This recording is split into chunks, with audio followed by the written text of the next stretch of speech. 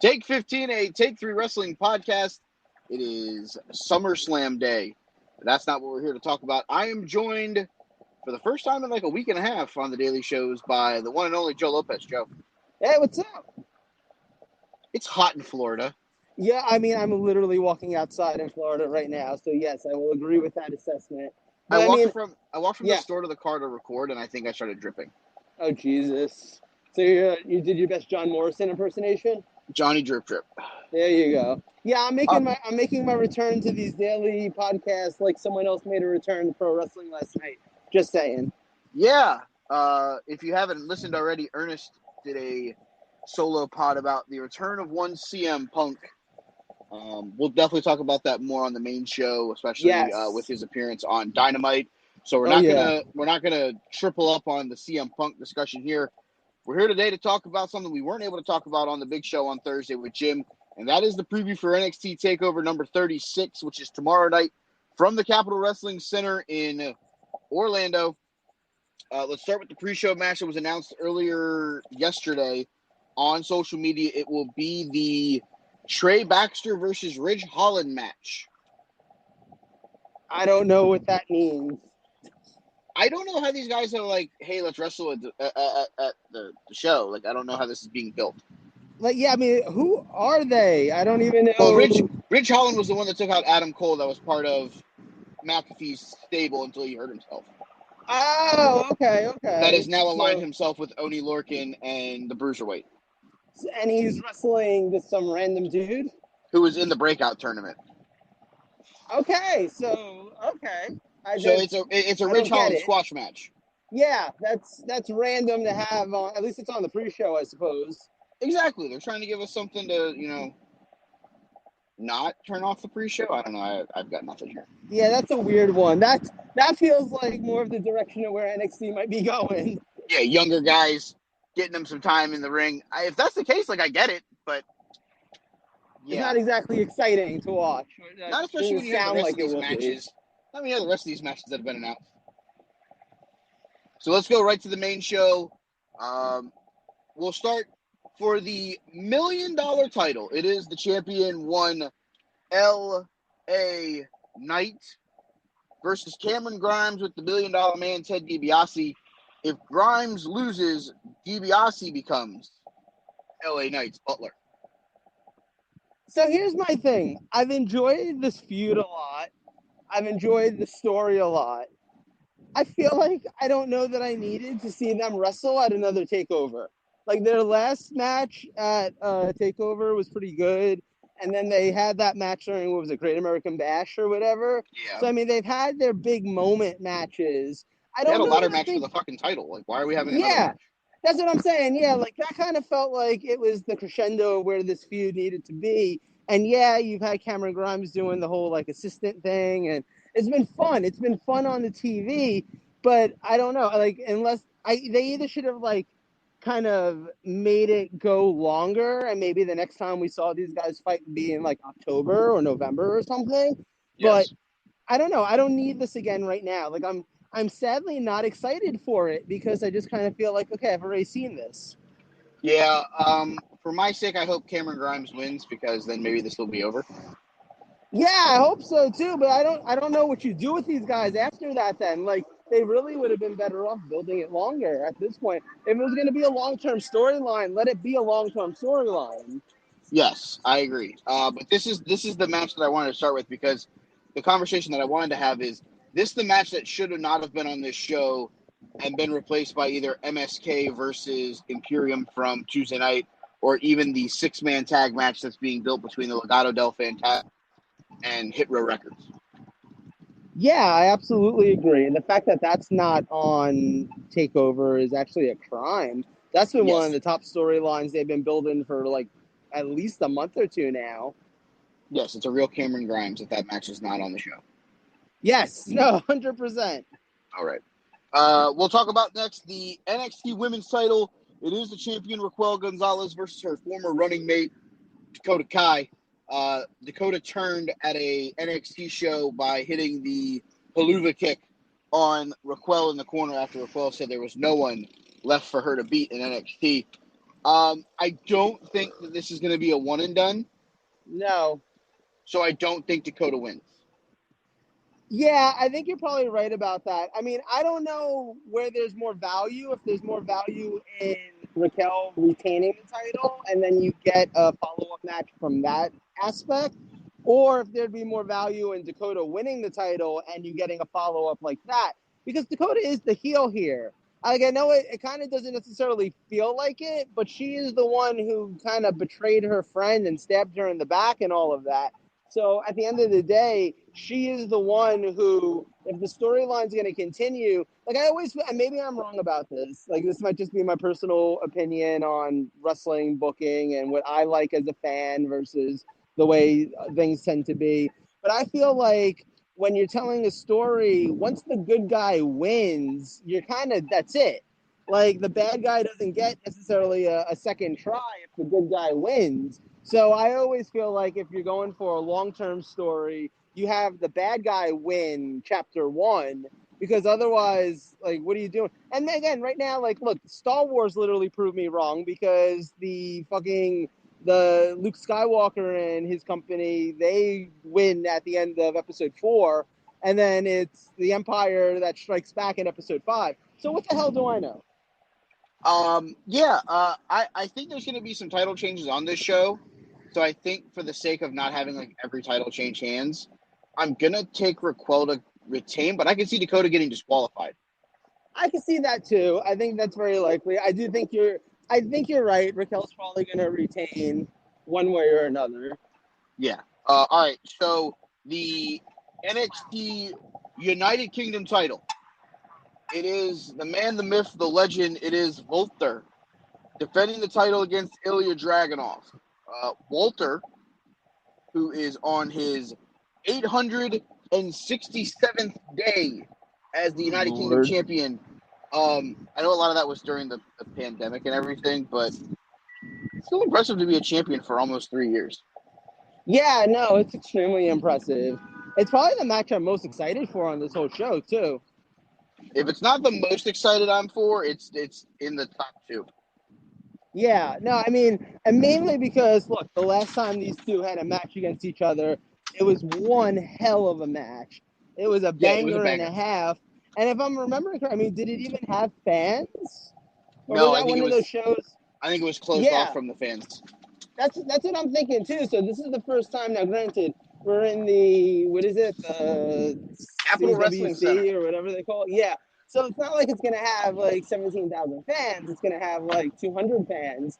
But the fact that this match gets to take place in front of fans, if this crowd is anything at all of an excited crowd, this match is going to be made even more special by that.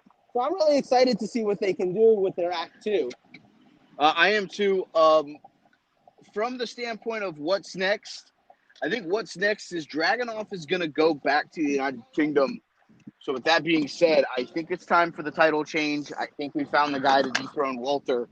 But I think that's because Walter is going to be sticking around stateside for a little while and be a guy who's going to be an everyday member of the NXT roster moving forward. So I'm going to take the challenger Dragunov to win probably after some kind of crazy torpedo Moscow headbutt to win. Yeah, I absolutely have to agree. I think he's going to end up winning this one. I think Walter's going to end up becoming a regular member of the American NXT roster and maybe even end up on Raw or SmackDown sooner than later. He certainly has the size, he's got the look, and he is one of the best wrestlers on the planet. So, all right. So for the NXT Championship of the World, it is the champion Karrion Kross against the returning Samoa Joe. So here's my thing. I don't know that I'm like super excited for the match itself because I'm still not 100% sold on Karrion Kross, the wrestler. I've not actually seen him. Like, yeah, he was great in that 5-way, but who are his dancing partners in that 5-way? It'd be hard not to be great in that match when you have Adam Cole and Kyle O'Reilly and Johnny Gargano and, you know, everyone in the kitchen sink was wrestling in that match. So it'd be hard not to look good in that match. I haven't Right. seen him in any one-on-one matches that I've been particularly that impressed by, and that's just me personally. He might just not be my taste. So I can't say that I'm like super excited for the match itself. Always happy to see Samoa Joe wrestling, obviously. But I think I have to think, given that Karrion Kross is already ingrained as a member of the Raw roster, where he's doing a whole lot of nothing and 50-50 booking and whatever, I have to think that Joe's going to end up winning the belt because I don't think that he's leaving NXT. Yeah, no, I agree. I'm going to take the Samoan submission machine in the battle of the chokeouts, and I think Joe eventually gets the dub. Yeah, I definitely agree. And I'm okay with Joe being a 3-time NXT champion. I think there's a lot of potential from there. I think there's a lot of great matches and great challengers that he could have. And, I mean, whether or not it's a long-term thing, who knows? But I could see, like, look, we've not seen Samoa Joe fight Adam Cole. We've not seen him fight Kyle O'Reilly. We've not seen him fight Johnny Gargano or pretty much anybody on the modern NXT roster. So, like, there's a lot of potential there for some really good matches. Although he could end up losing the title in like a week. That's factual. Just probably not to Kross. No, definitely not Karrion Kross. He's going up to the main roster. And finally, the main event, or the match that we both feel should be the main event. Or at least I feel it should be the main event. I don't know about you. I don't want to speak for you. I basically agree. I mean, I'll say, okay. I'll after you say the match, I'll explain. The final chapter of the Undisputed Era. Adam Cole, Kyle O'Reilly, 2 out of 3 falls. The first fall is a traditional match. The second fall is a street fight. The third, if we get there, will be held inside of a steel cage. So the only reason why I would say it maybe shouldn't be the main event is because the traditionalist in me, and I know that sounds really stupid given that pro wrestling is what it is, but the traditionalist in me likes when the title match is the main event. So there's a part of me that feels like Joe and Kross should be what goes on last. But we're probably not going to see them go on last because it hasn't necessarily been the top storyline in NXT or anything. And that's okay. I don't think that that's the end of the world if they don't end up going on last, if you decide to put Cole and O'Reilly last. But the truth of the matter is, their feud's been going on for months and months at this point. Their history goes years and years. Like, forget about it. They've talked about long-term storytelling. So giving their final NXT chapter, what could end up being, one of their final chapters, I mean, you never know. Like, obviously, we assume at some point they're both making it up to the main roster.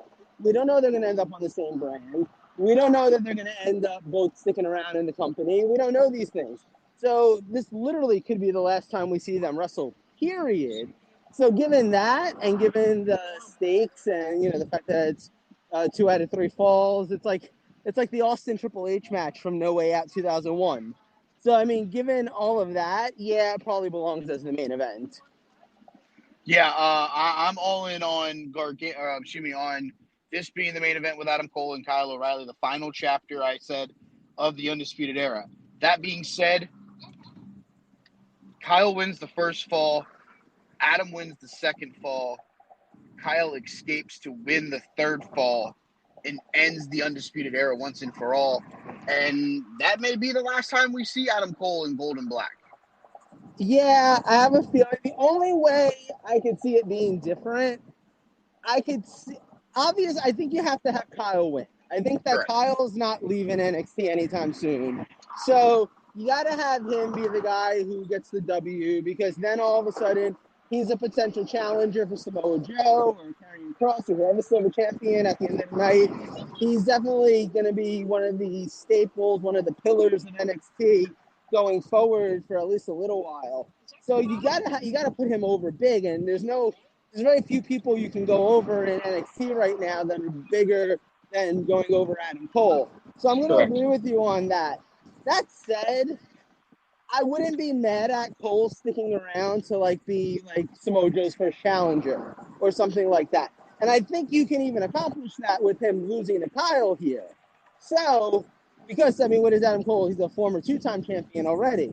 So given that, I think that at the end of the day, Cole doesn't need the win one way or the other, and Kyle kind of does. So let's go with Sleazy Kyle for this one. Cool Kyle. Yeah, I'm going with O'Reilly. So that is the NXT 36 preview. Tonight, the big one, SummerSlam from Allegiant Stadium in fabulous Las Vegas, Nevada. It will be the Universal title match of Roman Reigns versus John Cena and the WWE title match of Bobby Lashley versus Goldberg. We'll be back right after that show with a little bit of live rapid reaction where we'll talk about what they got right, what they got wrong, what's next, and things like that. And then me and Joe will probably be back for the NXT Takeover review. So until then, for Joe, you can follow him at JLoSugar. You can follow me at They Call Me Burn. Follow the show at Take3 Wrestling. Ernest is at EJ Christian 7. Other than that, I think that's well, that's his handle. He may not good. actually I can't physically handle be there. him. Yeah. None of us can handle him. All right. So then, until then, we will see you guys on the flip side. This has been Take 15, a Take 3 Wrestling podcast.